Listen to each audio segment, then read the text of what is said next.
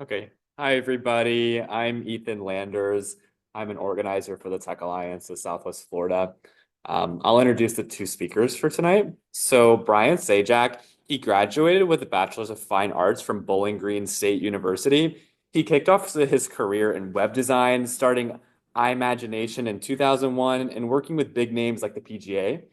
And in 2006, he co-founded 3DAS to create architecture 3D renderings from homes to FBI buildings.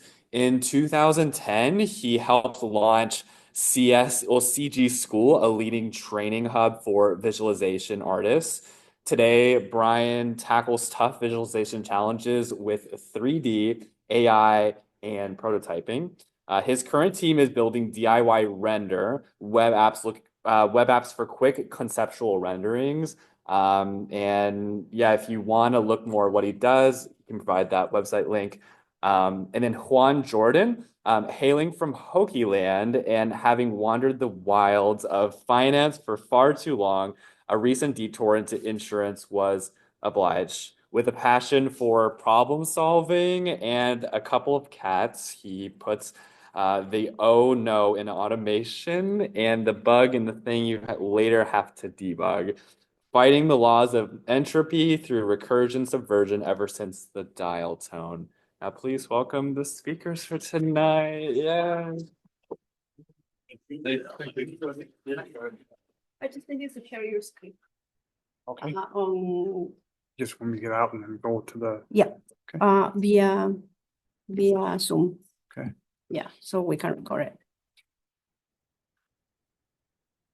I think going down, make this one big, like this, and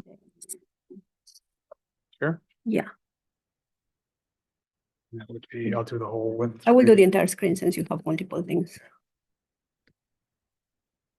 Perfect, and it's recording. If you want to hide this, I think there's like click on where it says more.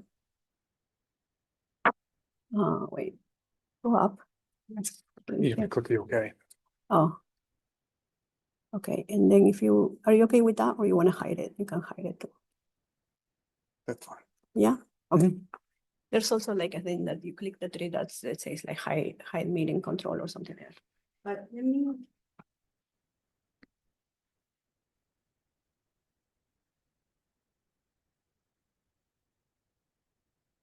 Hey, everybody, I'm Brian. Been doing this AI game since 2022. And I'm going to give you kind of my personal thoughts about what I've been doing. This whole presentation, you can follow along if you have a laptop or a computer. This is the QR code to it, and then this is the link below. If anybody wants to do that, now's the time to do it. The title of this is Replicate Your App, AI Automation in AWS. And on the links here, if you do access the slides, you can access our web app vibe here, LinkedIn, and me on X. I do a lot of business stuff on LinkedIn, and on X is a lot of experimental stuff. So anybody who likes the AI and wants to know the latest and greatest, go through X that way. All right, so first, before we begin, what the heck is Replicate? So I want you to imagine there are these AI models that have been made from all the top companies and all the individual smaller companies themselves. They come from everywhere. Well, they need a place to house these different models. The problem is, to do that, it requires a lot of GPU power, a lot of deploying machine learning models at scale. That's really hard. If you've tried it, you know there's a lot going on between the API servers, the weird dependencies, the enormous model weights, CUDA GPUs, and batching. It's incredibly difficult. However, using things with Replicate makes our lives a lot easier, because as all these new models come in, they configure everything, and then we get to use their models in conjunction with our web apps. It makes things a lot easier. On top of that, they have a place called the Replicate Playground, which I'll hopefully go into later into the demo areas, that you're able to test out these different models much faster. And I've actually used them in a lot in my consulting. So it's a great way to utilize Replicate and understand how it's used. The other great thing about Replicate, it's a per use model, meaning they don't charge like a subscription. You just use it and you pay for it. as you kind of go through. So it's very nice. Does anybody have any questions on what replicate is as a general idea? Great. So everybody knows AI is perfect. Not perfect. But these are my recent experiences with it. And again, I've been doing it since 2022 when DALL-E came out. This is some of my team members here. Juan, as you can see here, Marco, who's not here, Rachel, who helps us test, and sometimes James, who helps us with some odds and ends. And if you happen to notice, do you know where this location is in this picture? Any idea? Okay. Yeah, no, it's actually a kava bar. So for the whole, yeah. Yeah. So we've been doing most of this stuff out of kava bar, like once a week, every week for all of 2024. So anybody who says that they can't find a space to do something, there's coffee bars, there's kava bars, there's a place to be social and enjoy what you do.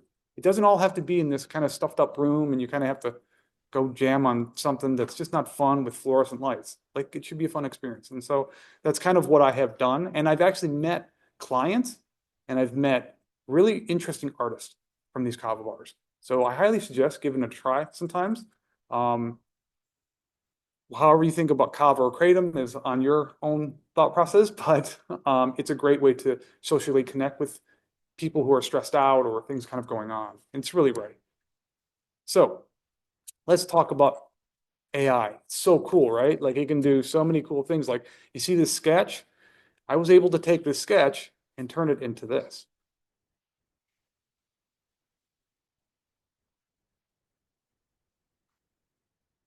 Now, let's talk about exactly what happened here. Or, I'm sorry, I forgot, it's unpredictable too. So it does what it wants sometimes. Sometimes it's great, sometimes it's not. But let's talk about what actually happened here. So first you have to have a sketch or a model or some sort of crude image. You work with an LLM like ChatGPT, Claude, you pick your poison on the LLM you want to use. I chose ChatGPT in this. And again, we're going to put the demo stuff more towards the end. But basically I prompted, how would you like to turn this prompt so it's photorealistic but whimsical? And so it made this image here. This image is, I have links, if you follow through, I won't go through all the different models, but basically it uses versions of Flux as the image generator, generated this image. And then I continue to ask it to be more photorealistic and got to this point. Then I outpainted it, used Flux Fill Pro, which if you can look here, see how it's zoomed in kind of, and it looks like it's zoomed out? That's extending it out, up, down, left, and right. So that's outpainting.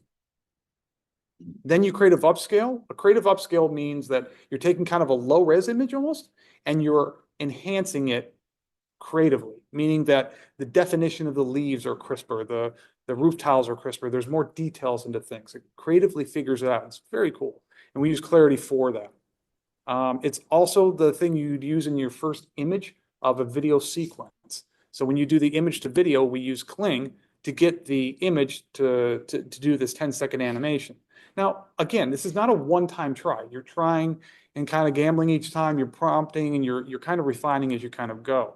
But you eventually get to what you want over some time, and it's a heck of a lot faster than if you did this by hand. And then finally,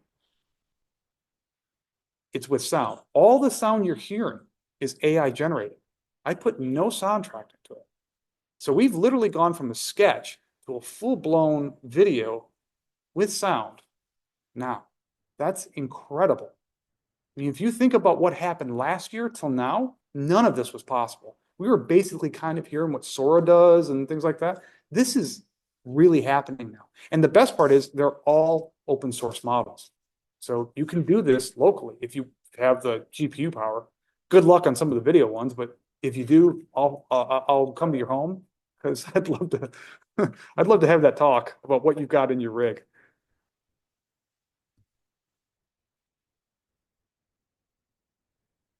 Okay, so one of the big questions is, does AI actually save you time? Now, I've actually done some paid consulting work already on this. And so it's a both sides to it. This is an aerial photograph that was given to me.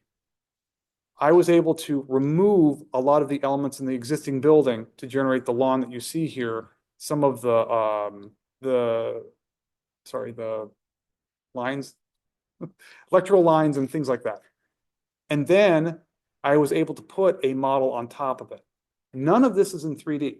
If we were to do this in 3D, it takes usually my crew, meaning not more than one person, anywhere 2 to 4 weeks. In fact, I know this because we're doing this literally right now for a job that I just did a aerial photo shoot on yesterday.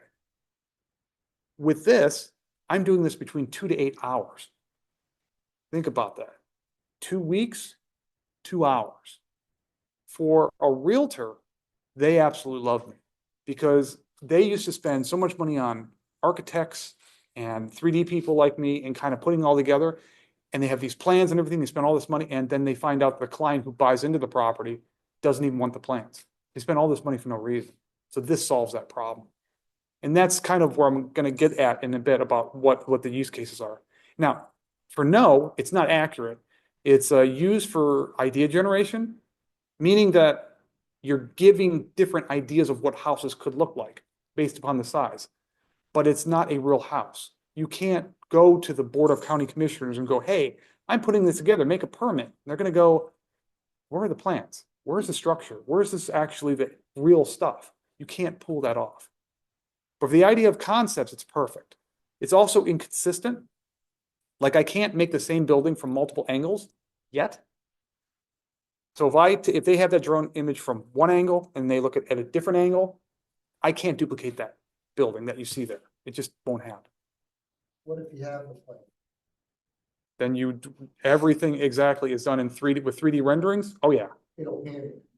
I'm literally doing that right now. Yeah, it's it will do that. The problem is that if you used AI to skin, which I'll show you in a minute, then it won't do it correctly for that either. Remember, it's like a gambling thing right now. You give it a parameter set and it rotates, it randomizes from that rotate. So it's also unpredictable outputs due to software updates. I can't tell you how many times I dealt with Photoshop, generative fill, and it's great this week and it doesn't even work next week. And that's Adobe, guys. So if it's happened to Adobe, imagine what happens to smaller players out there. And every photo requires starting over, as I've kind of mentioned before. So I mentioned about saving time, but what about actually making money with AI? I've seen a lot of people talk about AI, but I don't see a lot of people making money with AI. And the way to make money with AI is like making money with anything that you make. And that is you have to solve a problem. If you're just making it for fun, you're going to get something fun. If you're doing it for a purpose that somebody has got a pain point and is so bad to them, they're willing to pay you for it, they're going to pay. And one of the ways that we found was I had 10 years of calls from people going, I need a rendering, but I can only spend a couple $100. I go, that's not possible, guys. We have a lot of work to do to make that happen. Well, this is that part. We couldn't in this meeting and brainstorming session, they're not making money at this point, interior designers and architects. That initial meeting, the brainstorming and the concept creation are time consuming. Clients often reject those changes. So they want something that is more conceptual. On top of that, most software is too complex or misunderstood, especially for 3D rendering software. Nobody gets it. And it's just too early of a stage for 3D renderings usually. So what are the prompts? I'm sorry? So what kind of, you write the prompt, like you would a normal? We'll get into that in a little bit. Because yeah, you're so getting ahead. Just tell me to say shut the hell up. Shut the hell up, Ron. No, man. I appreciate the. Okay, so in this case, I wanted to show you how it kind of messes up. I'm actually using Photoshop's generative fill to remove elements in the scene. But as you saw in the beginning of it, it was creating new stuff. So I have to remove the stuff it creates and go over and over and over. On top of that, I have to make a wall that's been put into it. So once again, I'll just show you so you know. So you see how it made it there? It made a door. Like it's not supposed to do that. So I got to fix that. And then this part here has an inset where a kitchen used to be at. I need to remove that. So yeah, I have to use traditional Photoshop methods to make that work. But as it's done, I'm able to make this. These are not 3D renders. These are AI concept renders from open source models. You're not using like closed source. This is open source, guys. This is incredible that they're able to pull this off. And we're also finding ways to do this with floor plans and rooms. This is where it gets more interesting, I feel. Because you're defining the space as blocks, if you notice the floor plan here, it has these kind of like gray blocks where like a bed would be at, the living room, the kitchen. You can then go in 3D space and you can go into the room itself and just take a snapshot of what that looks like. From that snapshot, you can turn that into this. So we're looking at a fundamental shift in the way that people present real estate because we're able to create things so much faster now. And it's much cheaper than before. So you're saying you make the render at the top, no AI, Correct. feed it to AI, and then it just decorates. Yeah, because what happens is that I'm allowing, the reason why we use blocks is twofold. One, the artist, it's much easier for me and my 3D artist to just make the blocks than it is making like real couches and all that other stuff. And second of all, it's good for the AI because the AI can guess creatively what it wants to do. So if I say I want this to be Art Deco or coastal, if I make the couch look coastal and I want it to be Art Deco, these two things don't match because they're different shapes. Making a block kind of is a marriage of the two things. Well, I mean, you live a very bland and minimalistic life. So you're stressing open, this is open source. Yeah. So in a while, I forget the name of the software I bought a long time ago. When I was adding on the house, because I got a CAD CAM, I needed to draw out the house. One of the options was where you could hit the SKUs and everything for different products. Mhm. And that would image, like get the pictures and put them in and stuff like that. Mhm. So closed source version would be able to do that kind of thing. Or To- that way you can. That's a good question for today. Google just came out with Gemma, and some of the things you mentioned, they can actually do closed source now that they weren't able to do with open source before. Because that would be the ultimate, would be, I have a specific product line of furniture. Yeah. Figure out how this is, because it would have all the dimensions and SKU numbers and say, is it, Hold that idea. I will show you a way around that. That's even better. So you don't train your own models? It's very expensive to do that. There's no reason to. There are much smarter people out there that train them. But we do is we use LoRa's that allow us to kind of condense what they've made into what we're looking for. We specialize it for interior design or exterior that we need to. We also use different versions of ControlNet that allow us to understand how it works. Sorry if it's too technical. Basically, there's different technical techniques that make this kind of all happen. But the models have gotten so good, guys, that all of those other things that really needed to happen, as long as you really offer a good input, you're going to get a good output. So this is really important, is that you have to tell it what you want. If you don't, it's going to guess and it's not going to like it. So knowing with the frustrations that I showed earlier about the architects and interior designers, the app that we had made is called Vibe. So a Vibe is literally that it's that quick, easy image generator that you can take with your phone. In fact, I hope I have it still. Yeah, great. Pass this around. Everybody can look. Just kind of go and tap each. This is the chairs that are right out there. So just go ahead and tap it here. Okay. You can take a look.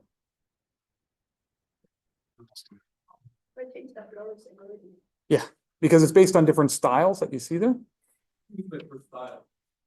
Well, if you'll see with the app, yeah, I'm literally going to explain that right now. So why use our app versus anything else that's out there? I'm going to show you two videos. One of our competitors is Chrome AI, and this is a gentleman who I just got from the internet. It was a YouTube short, but look at what we're looking at. This is on the mobile screen. Look how cluttered this thing is. Some of the stuff, I don't even know how you, look how it's completely kind of, look, you have to put in a prompt. You have to kind of select a bunch of stuff. Look how little space that you have. Now keep that in mind as you're looking through that, okay? It's very busy.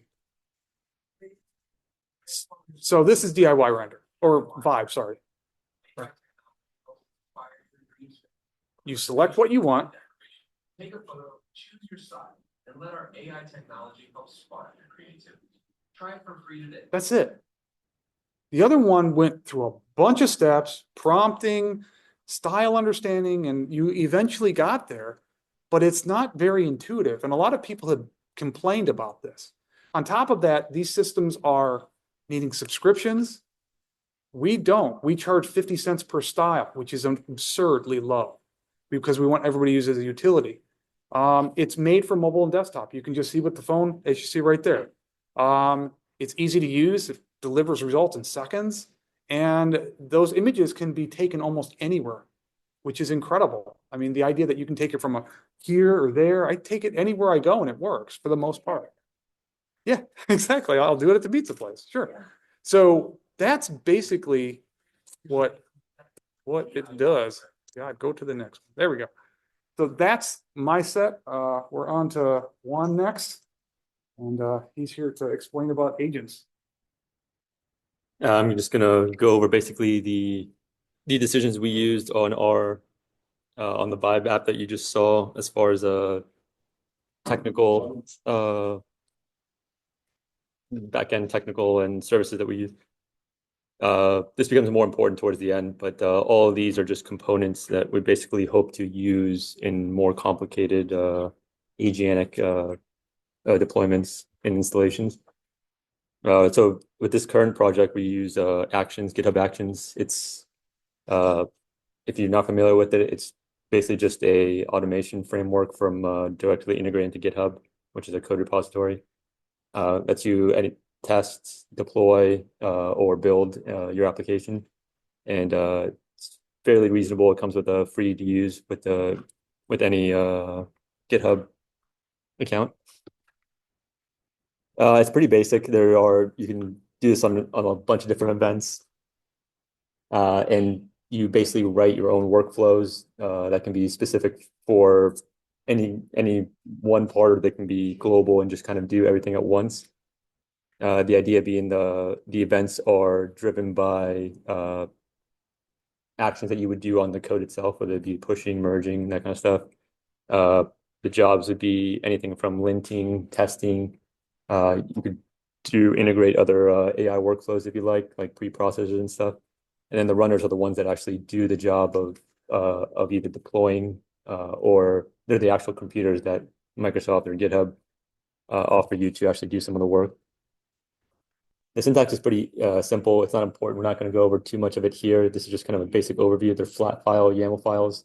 Again, this becomes important later because of the simplicity of this system. It lends itself very well to automation and AI assistance, so to speak. Just overall quick summary of just the general workflow that we're expecting from this. This becomes very important because you'll see this general theme here where there's some sort of event or some sort of trigger. There's a workflow that you describe in some sort of flat file format. And then that performs a particular set of actions, either one or a group of them, to try to get a task done. Again, in this case, it's code base, but that will soon expand. The actual cloud platform that we use is Amazon. Again, these will be Amazon specific, but there are equivalents for any cloud platform that you would like to use, as long as it's fairly sized. The big concentration with this part of the talk is really just cost management from a backend perspective. I personally ran into worked on a lot of projects where we have more servers than users is the easiest way to put it, where we, in trying to do our due diligence as technical people, we plan ahead and we build robust infrastructure for an app that has a few users. And that ultimately, especially as someone that hopefully expects or hopes to make money off of your application, really weighs you down with a lot of unneeded costs, and at a time when you don't have a lot of revenue coming in. And so these decisions become more and more important. Not only the decision between, say, going with the managed service, which is like Amazon's version of we'll take care of it for you, as opposed to, there are some of their EC2 offerings, which are basically much more manual, like you set it up. We offer basically the hardware, but you have to configure it yourself. They offer, there's a lot of complexity here to go over. There's, everything from different pricing regions, and it can be very easy to be overwhelmed and kind of make decisions that you will later regret. There are quite a few there are quite a few stories of people, projects that we know that recently ran into this kind of double-edged sword where their success was ultimately their downfall, in that they're running on some of these completely managed services that auto-scale for you. Laravel is a good example of this, where it's very easy to get started, to get your app running, and to have it hosted and accessible to everybody. But as your app becomes more popular, those pricing models are not in your favor. And as it becomes more popular, your ability to move off of those platforms at the time when you probably want to most is the hardest. So these are just kind of a couple of different strategies that to think about as far as the different offerings some of these platforms have. There's everything from on demand. So you pick when these things, you pick when they come on, you pick when they come off. It's slightly more expensive, but obviously you have a lot more control over when things happen. The adventurous among you might try to do something like this, where it's a spot instance is kind of an if available, so to speak. These are usually either older instances that Amazon couldn't rent out, or contracts from other people on the Amazon platform that have put their remaining time on these instances up at a steep discount. So this is great for an application that you're just starting out. You want to get the best bang for buck, but it comes a little more thought process on the back end as to is this instance type that I want. You basically need to be more flexible with your availability and the instance types that you want, but you get a significant amount of help here from the platform itself. Again, this is another flat file, but the overall theme here is basically these are configurable parameters that if you take the time to configure in these flat files, a lot of this heavy lifting that you would normally have to go in and take care of can be extrapolated. You don't have to deal with it, so to speak. And again, this flat file format will become more important because it lends itself to easy editing through automated processes. And about those automated processes, these are we'll call it the generative AI life cycles. Again, there's a lot here. I'm not going to go over every single bit of it, but the general gist of it is basically that we are trying to create a loop that benefits us in the context of what we're trying to do.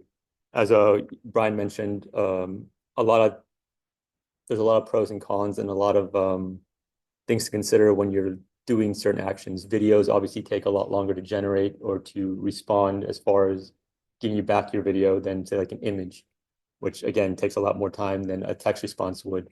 And so knowing the general time frame that things take for certain models on certain services or maybe on certain hardware can really let you optimize not only the cost but your resources on some of these platforms and kind of get the best bang for buck, not only for your users but also the profit margins. So the big difference I want to talk about here is, Brian really went over Replicate, which is kind of like a model, a package manager, if you will, right? You can upload or you can use other people's work to try to offset some of these technical hurdles of whether it's running your own hardware, getting access to some of this hardware. But there is, I guess, another level above all the functionality he just showed you, in the context of like now the new thing is we're trying to chain these functionalities. So we're trying to use either multiple models in iterative step processes to try to achieve more complex results, or we're trying to use the same model but just use different steps to basically try to get different goals accomplished. And so the overall theme here is really recursion, is basically feeding feeding the output back as input. That's more or less what models do, but what we're trying to do is maintain state between these different runs, right? So having the output of one of those generations that maybe you had more things that that you wanted to keep would be useful if you wanted to maybe not like have to start from scratch. So say in like your image or video editing, if you could pick certain aspects of the image or video that you want to keep into the next generation, that could save you time. It's going to be much more accurate, and it's going to be much faster because it's much less of the general image or the general thing that's going to spend time on. The big difference here in the way that a lot of these agentic platforms work are still based on workflows. So we're back to that same theme of instead of just defining the workflow for the actual individual tasks, which will still happen at the model level. Now we're talking about a workflow to chain different steps. So whether they be different models, different processes, it doesn't even have to be AI related in this case. So you can have just your traditional, scripts or even automation frameworks kick in for a short bit and then kick it back to these agentic frameworks. They operate very much the same way as any program. They have, execodes, so you can do your traditional logic based on everything everyone's used to, I'm sure. The main strength of these systems is really the ability for us, the architects or the developers, to kind of break down and distribute this workflow in ways that give you the best results. And so, task decomposition and chain of thought are two of like the more prominent paradigms in this space. Chain of thought is very famous, made by DeepSeek recently. They kind of took it to a new level there, although it's been a concept's been around for quite a while. This is really the time sink here when we're talking about agentic AIs. There's a lot of extrapolation. It saves you a lot of time on the actual work, but it is more upfront work on the actual logic portion of how you want things to be not only ordered, but who do you want to achieve certain tasks or what models specifically. And so some examples of common agentic frameworks that are pretty popular right now. AutoGen, which I believe is Microsoft.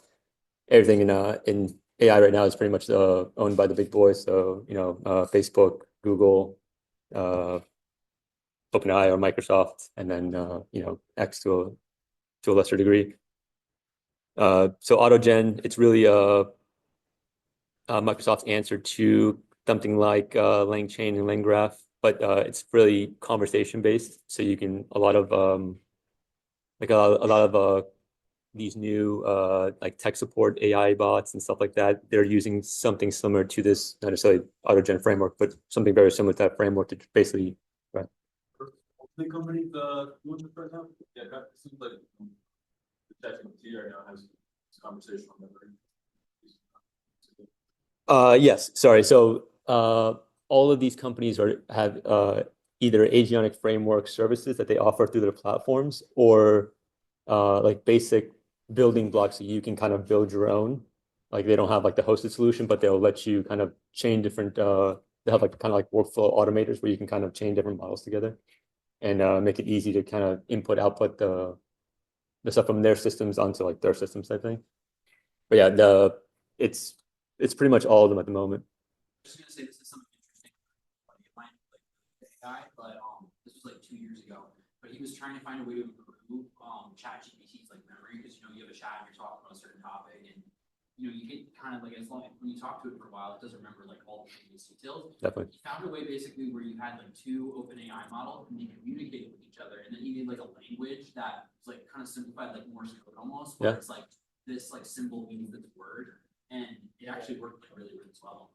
Yeah, I believe it. That's basically a very basic version of exactly what we're talking about here. Yeah, where you essentially, I mean, he's using it more in a adversarial nature, I guess, like back and forth between the two.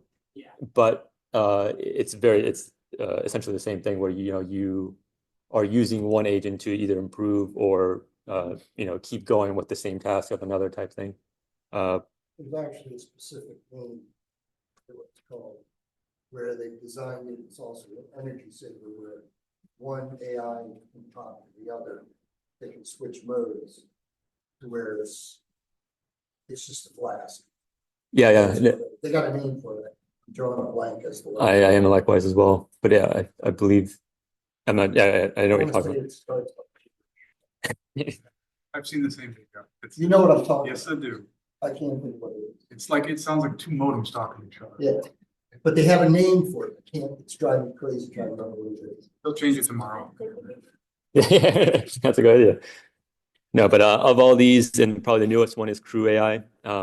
It's actually quite nice. It's the one I would recommend if anyone actually wants to try and play with any of these more complex frameworks.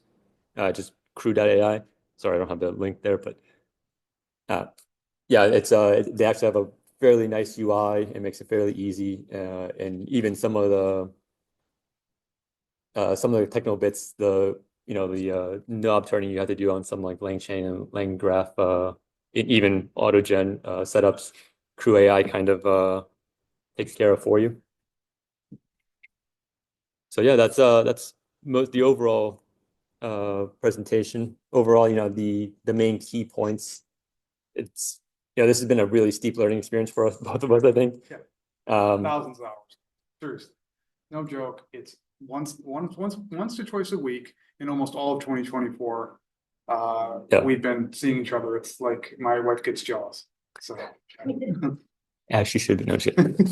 And no, but there's this has come about like from multiple iterations. This isn't even our first app necessarily, although we hope to this version of the app we hope to make a bit more modular. So the Vibe is a proof of concept for a series of apps basically that will hopefully later be chained into something like the agentic frameworks we were just talking about to do more complex things. But it's all about making these problems that we're trying to solve with AI much more approachable to people that have either no interest in trying to learn the technical aspects of it, or tune or prompt these services. And it's a good idea to remember at the end of the day, when you're making these frameworks or whatever you have, if you're kind of siloed with yourself, you really should get a check, not synthetically by ChatGPT, but by another human being. I can't tell you. I would love to show you, just don't have time to show you what the original version of Vibe was. It wasn't even called Vibe back then. And for what it is today is fundamentally different. And that happened because of many discussions that Juan Marco and I had at the Kava place. It was a fundamental shift. And I think that we have a much better application that stood the test of time because of those talks. So yeah, so I think that are you demo time? Yeah. Oh, guys got some time for some demo? Okay, great. All righty. Now stuff will break. And that has been the way of the world. So the first thing you should know is that I mentioned the replicate playground. Okay. This is replicate's area where you can select different models on what you want it to do, from image to video, and you can add in different types of models that you'd like to go.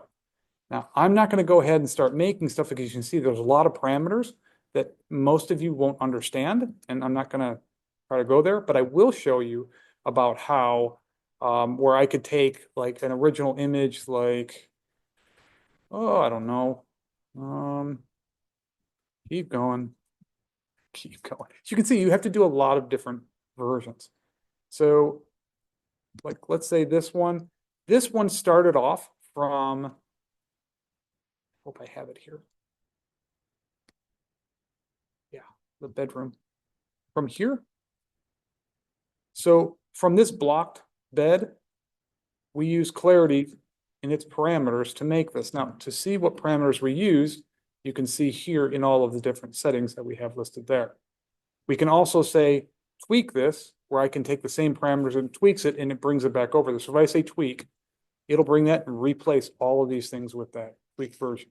So now I just need to put it in there and run it again. So then we iterate more and more into different versions using Clarity and giving them a try. And then once I'm happy with a version, then as Juan had mentioned about recursion, we're taking that block model, we're making it that Clarity model, we're uploading that, and then we're using a different type of prompting system through a different model, like Anthropic's Claude 3.7 Sonnet.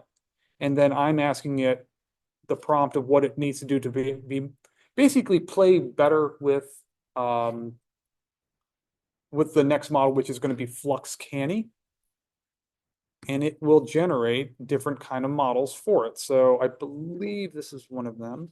Yeah, so here's that prompt, and then it's using Flux Canny Dev. Now, there are two types of Flux has a whole huge family. Flux is made by FAL. If you go to fal.ai, you'll see the different Flux models. Anyways, they're open source models and they have different ones. One's a pro model, one's a dev model. Dev models are cheaper and they're more consistent, whereas pro models are more robust and they look kind of more refined. But a lot of times when you've already given it good enough instructions, dev works its magic out. And if you notice, it says it takes 18.37 seconds, but actually you need to have that because I made 2 images.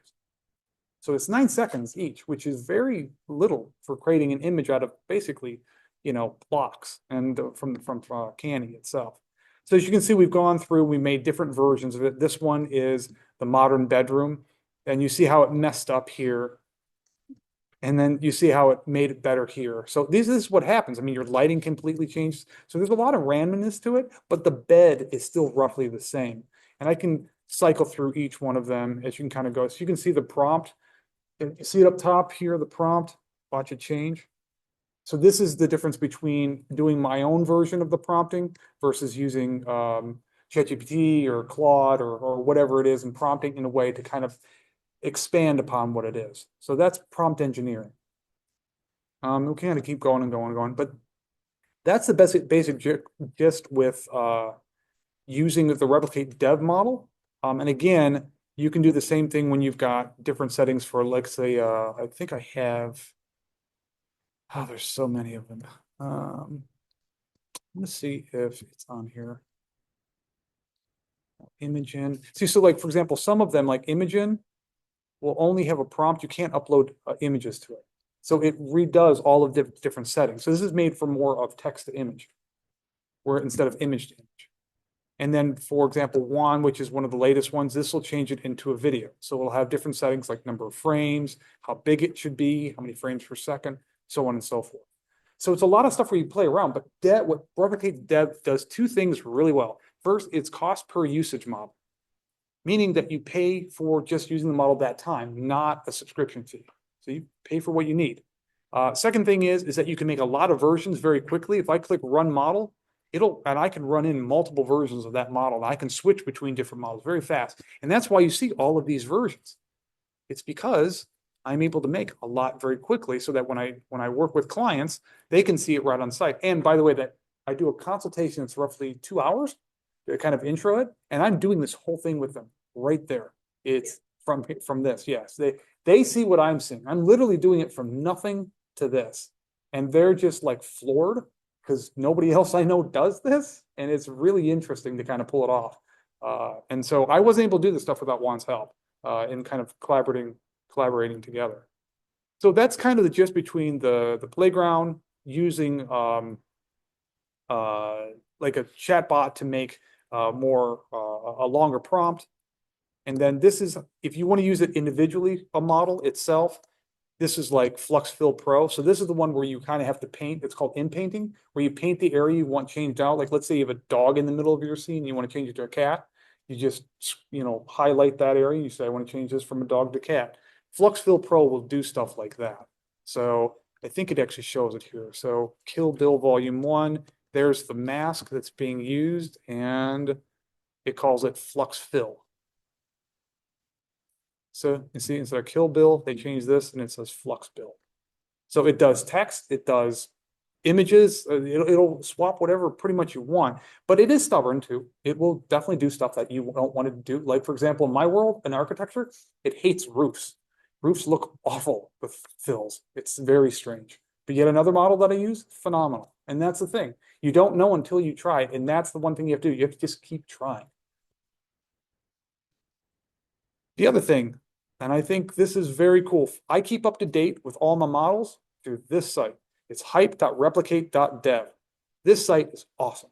This site tells me how many people have used the latest models, I think, in the last week or two.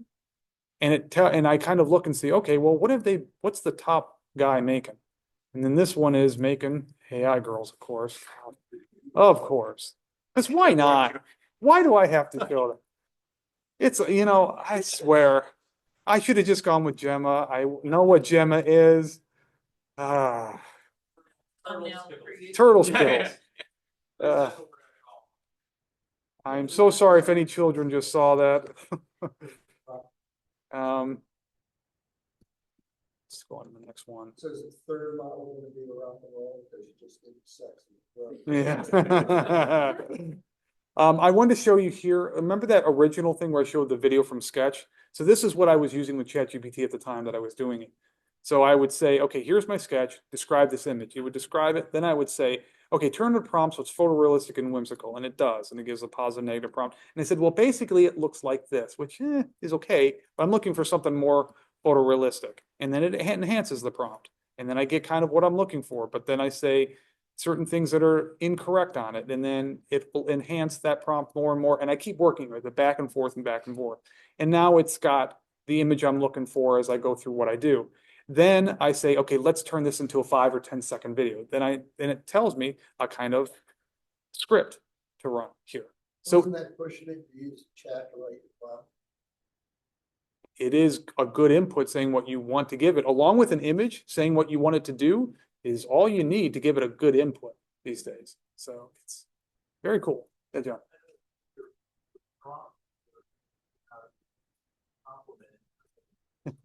Yeah. Have It you is. seen that analysis last week on that? They were saying you get better results if you're close to it. Oh, much better. Yeah. I'm always nice. I always say thank you. No, if you Not give to it get better results, just so that it doesn't. Yeah, there was a whole study on that. Not out of fear. This guy that's better. I think all of you should eventually do one prompt and say, make angry frogs. And it makes angry frogs. Make them angrier. And then keep doing it over and over. There's an entire Reddit thread about this, and it's awesome. They literally got it to the point where ChatGPT turned it into the cosmos. Because it's just freaked out. How do you make something angrier than you think it's the angriest version of it? And it makes that over and over. That's brilliant and crazy at the same time. But that's what you have to understand is that there's a certain point where it gets ridiculous and ludicrous. But you know that, and you're the human. This is your guide, your tool to make it better, right?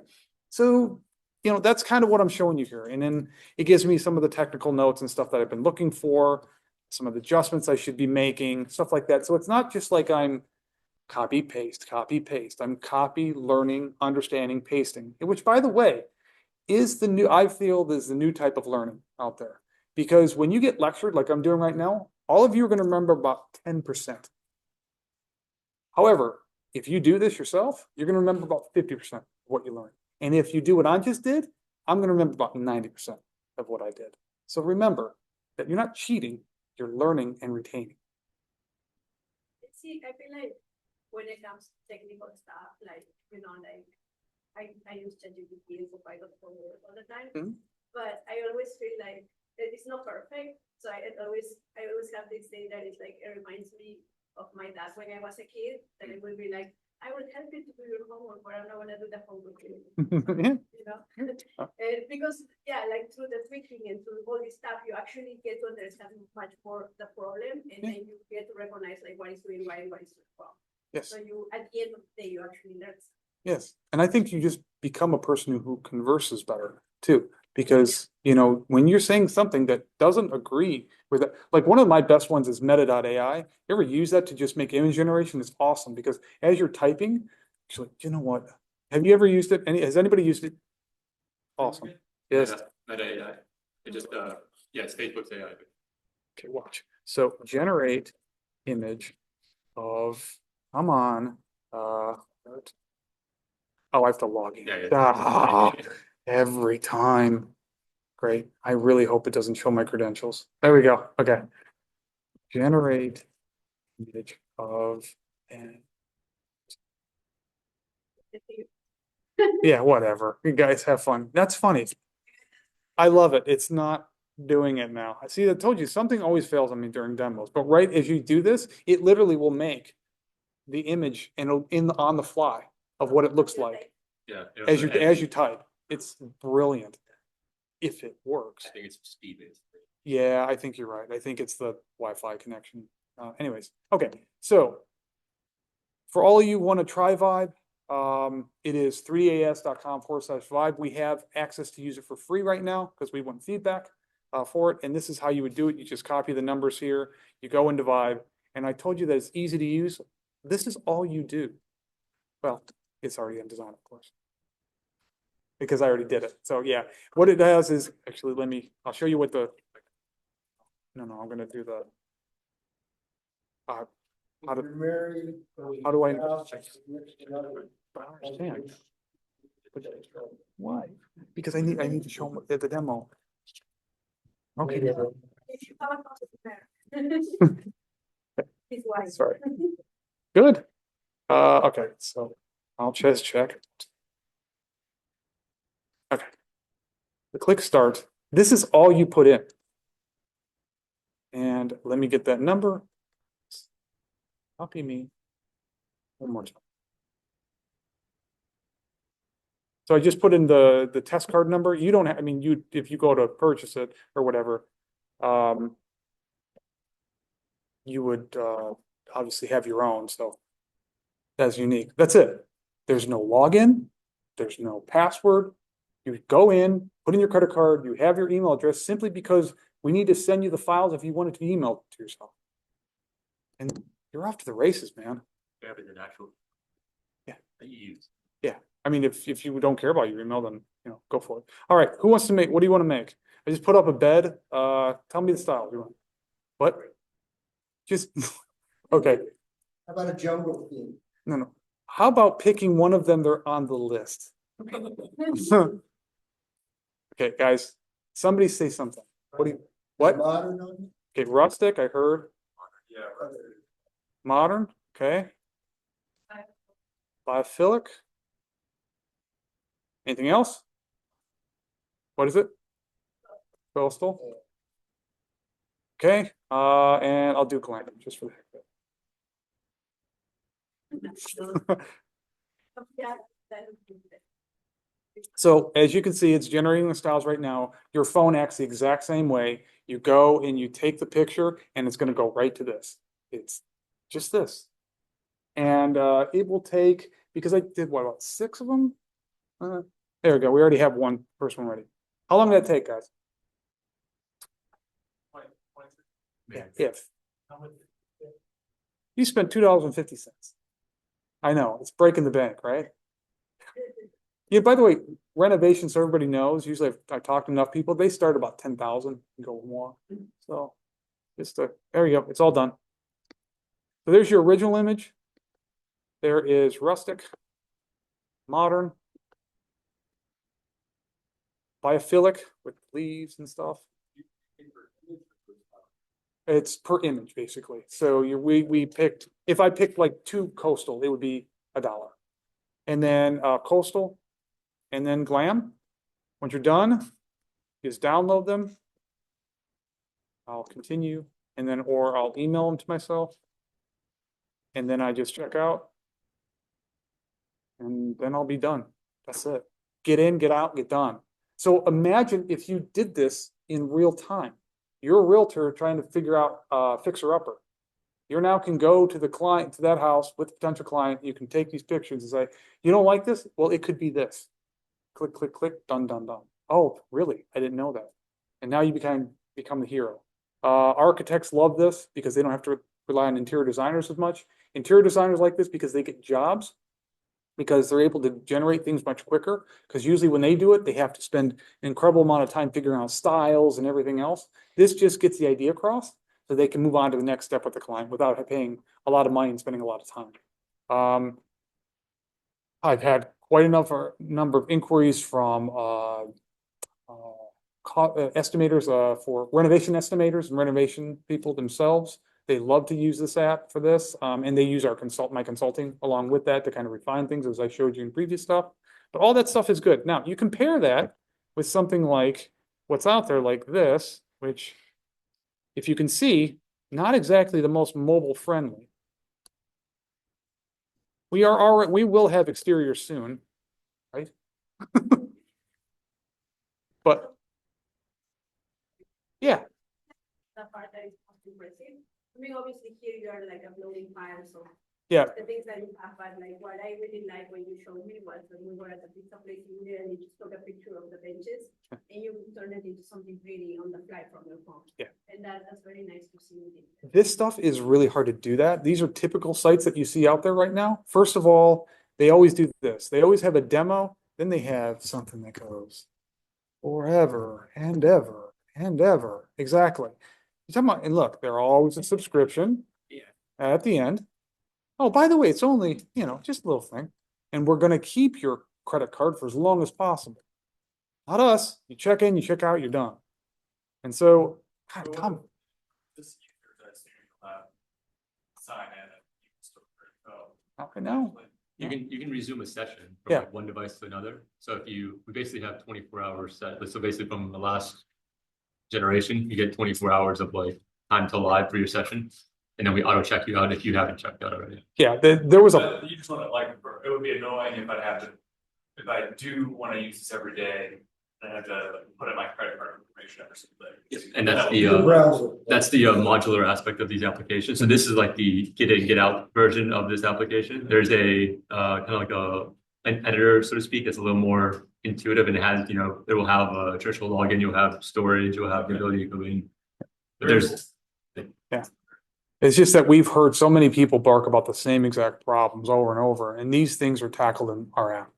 It's very modular, very easy to get in and out, and then try and figure this out without having to spend a bunch of money. It just does things no other app does, I think. So that is the gist of the demo. So you guys, if you want to, we can show you something else, but it's Q&A otherwise.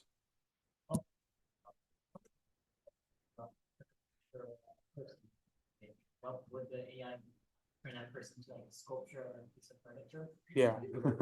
Right. So from our testing, because we're not specifically tailoring it to people, there are different models made for that. It's going to look like, imagine me, but wearing coastal, attire, and my face looks weird and all this other stuff because the model isn't the newest model, and because it's not the newest model, it's a faster model. We're going into better models as we go through, which is one other thing, is that there's new models happening every day, guys. So we're going to swap onto another one as it gets better and better. And so there's no way right now to tell it. No, there is. We have so right now we have a method, or we're testing different things, but we're hoping that with the pre-processors, we can basically take care of some of the either like the key things we don't want in the model, or identifying certain objects like you were describing earlier, and giving that extra functionality. Once you get to this stage, basically you'll have much more information, much more functionality that you can leverage as well. So that's in the pipeline. Yeah. If you want to start over, by the way, you would just click on the plus and then get your new image, and you're rocking and rolling and ready to go. So I guess the way how you keep up with all the latest things of what the newest, whatever model is to use, is just through replicate because they have everything. And you can just and this here, switch there and that's already connected. Well, those are what's more called like the hot models, and that refers mostly to the fact that they're cached on replicate servers. Those are ones that give you the fastest response time because they don't have to be spun up. The models don't have to be loaded. Think serverless. These are already running machines because so many people are using them that you're basically just getting a response right away, and that gives us the speed. But also, a lot of those popular models are also happen to be the cheapest, more or less. We usually. So that's why it behooves us to always kind of stay on the hot or the popular models. Because we get benefits of the new training of the newer models, new capabilities, but also we get the cost reduction and obviously speed. Yeah, speed. And so the hype also does. I think there's a question. Yeah, just so you know, there, you can also select these different things like on Hugging Face and Reddit. It will figure out all that together if you just click on the check boxes up there.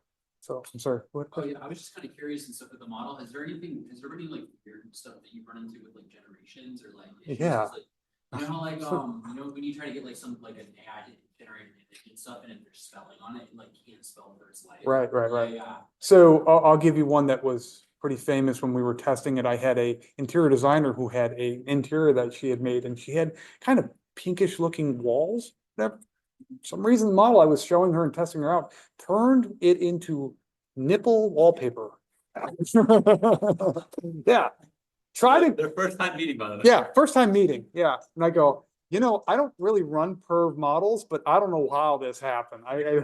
This is new to me. So this happens, man, you know, and you got to be willing to roll with the punches. Yeah. So, but yeah, definitely. We've had people who are like humans that are kind of hugging, they get warped. I've had if you turn an image, we had an image issue with it with we had an issue where we had images that were turning.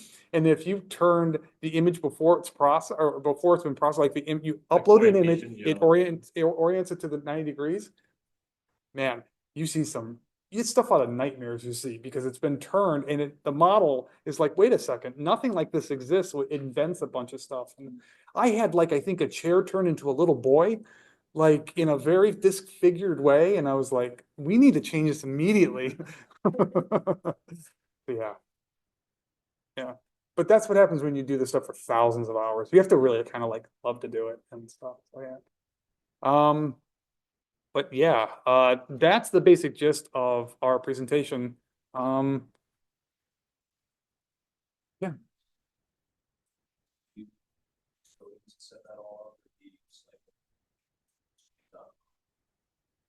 Right. So no, what we do is Juan chains a lot of the stuff together. Juan and Marco do to make the app, and you guys are using sorry, you can answer. Oh, yeah, sorry. Yeah, we do it's Python on the back end.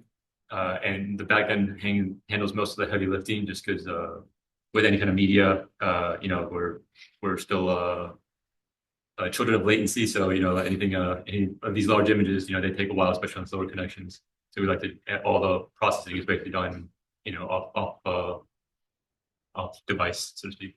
Yeah. Server side. So as you do some of those stuff through make.com, it adds more time onto it. And on an example, like I'll give you an example. If you do our app on a mobile connection, not a Wi-Fi, you'll have to wait 3 to 5 times longer than on a Wi-Fi connection. Maybe if it's fast Wi-Fi connection, you're literally looking at seconds versus 30 to 40 seconds. That's how much of a difference it has everything to do with the upload. And so that's the problem that you face with these systems. You're now doing the upload and you have to deal with makes, you know, going through their system and running down the rabbit hole and then coming back and feeding it back in. So there's a lot to it. They've cut the corners. I mean, he's done really well with that.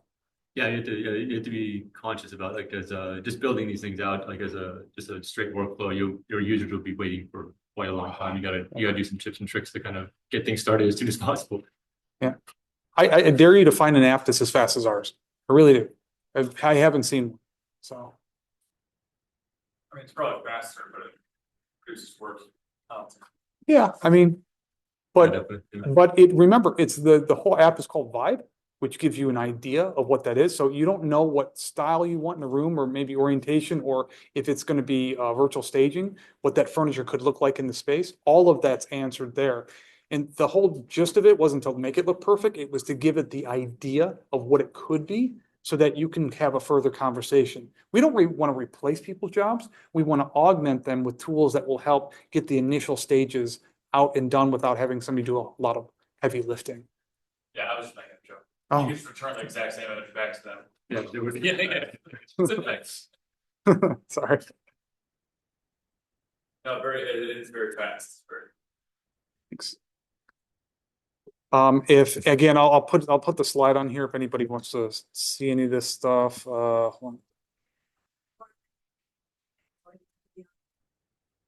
And so I'll leave this up here if anybody wants to take any shots of the slide here. All the slide information is if you click or take a shot of that QR code, you'll get all that access right now. So that's what we've been doing.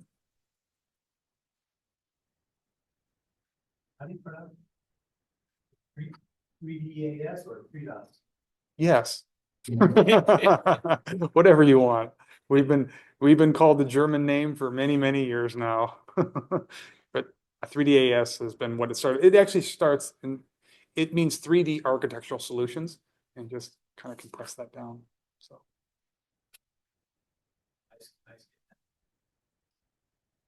that was a 2005 purchase. That's why. Yeah. Yeah. Yeah. All the good names. They are. It's what we Exactly. know. All right. Great. Thank you.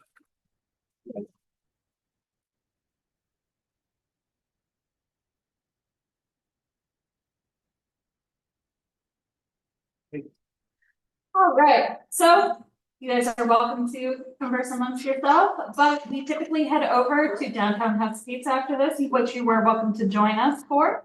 And other than that, I want to thank you for coming out tonight. Thank you for Brian and Juan for coming out tonight. And you know, just have fun. Thank you.